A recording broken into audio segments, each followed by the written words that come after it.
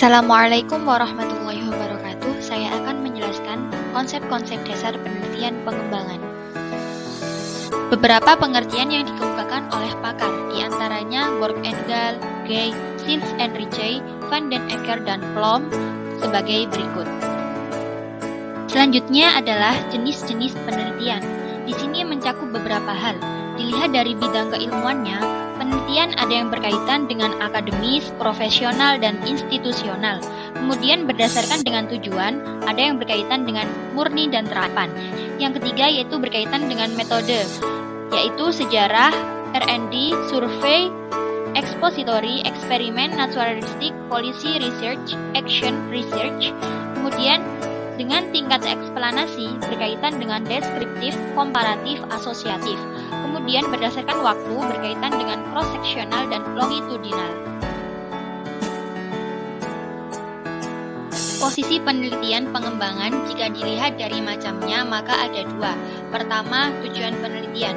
Tujuan penelitian mencakup penelitian dasar, penelitian pengembangan atau yang biasa disebut R&D, dan penelitian terapan. Yang kedua adalah tingkat kealamiahan tempat penelitian, yang mencakup penelitian eksperimen, penelitian survei, dan penelitian naturalistik. Dalam penelitian, ada basic research, R&D, dan applied research. Pada basic research, biasanya kita mengeksplor pengetahuan sampai kita menemukan pengetahuan yang baru.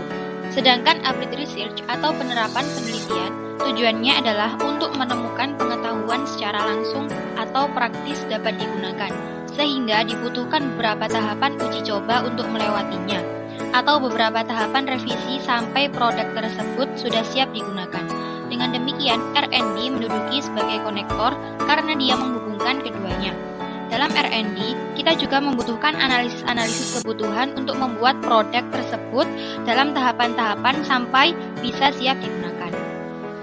Selanjutnya adalah tahapan penelitian dan pengembangan. Yang pertama, need assessment, yaitu untuk melaksanakan penelitian pengembangan, maka terlebih dahulu diperlukan penelitian analisis kebutuhan. Yang kedua, menghasilkan produk yang bersifat hipotetik yang selanjutnya akan dilakukan eksperimen.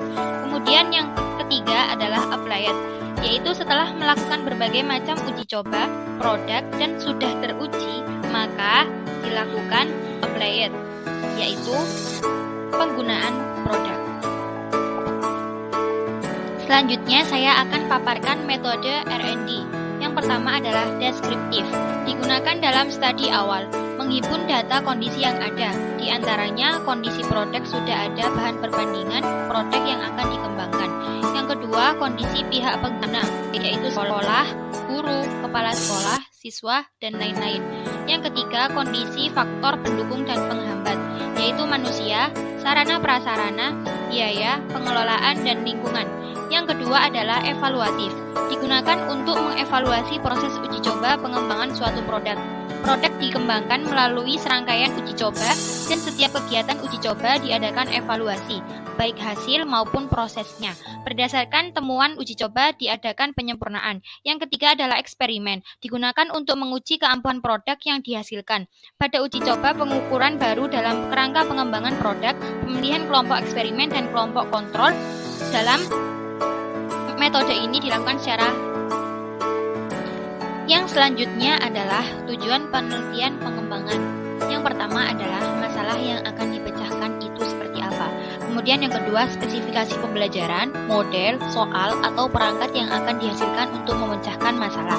Yang ketiga, menginformasikan proses pengambilan keputusan sepanjang pengembangan dari suatu produk menjadi berkembang dan memberikan kemanfaatan pada situasi ke depan. Sedangkan menurut Akker, tahun 1999, tujuan penelitian pengembangan itu ada 4.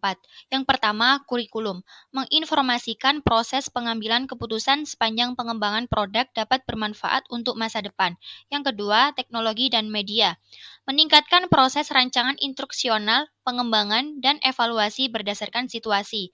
Yang ketiga, pendidikan guru dan didaktis, memberikan kontribusi pembelajaran keprofesionalan para guru dan praktisi pendidikan. Sedangkan secara didaktis, penelitian pengembangan bertujuan untuk suatu hal yang interaktif. Kemudian yang keempat, yaitu berhubungan dengan pelajaran dan instruksi, pengembangan lingkungan perencanaan pembelajaran, perumusan kurikulum, dan menaksir keberhasilan para pembelajar. Selanjutnya adalah karakteristik R&D. Yang pertama ada masalah. Masalah berkaitan dengan upaya inovatif atau penerapan teknologi dalam pembelajaran sebagai tanggung jawab profesional dan komitmen terhadap kualitas pembelajaran. Dua, pengembangan model, pendekatan dan metode pembelajaran serta media belajar yang menunjang keefektifan pencapaian kompetensi siswa. Selanjutnya ada pengembangan produk. Validasi oleh melalui uji ahli dan uji coba lapangan terbatas perlu dilakukan untuk menghasilkan produk yang berkualitas. Yang terakhir ada proses pengembangan yang mencakup pengembangan model, pendekatan, modul, metode, dan juga media yang digunakan dalam pembelajaran. Selanjutnya adalah langkah-langkah yang digunakan oleh para peneliti untuk melakukan penelitian pengembangan. Yang pertama, meneliti dan menghimpun informasi yang digunakan untuk menyusun sebuah produk. Kedua, merancang suatu produk yang mencakup net assessment yang sudah dihimpun sebelumnya. Yang ketiga, mengembangkan produk secara awal dan divalidasi oleh para ahli terlebih dahulu.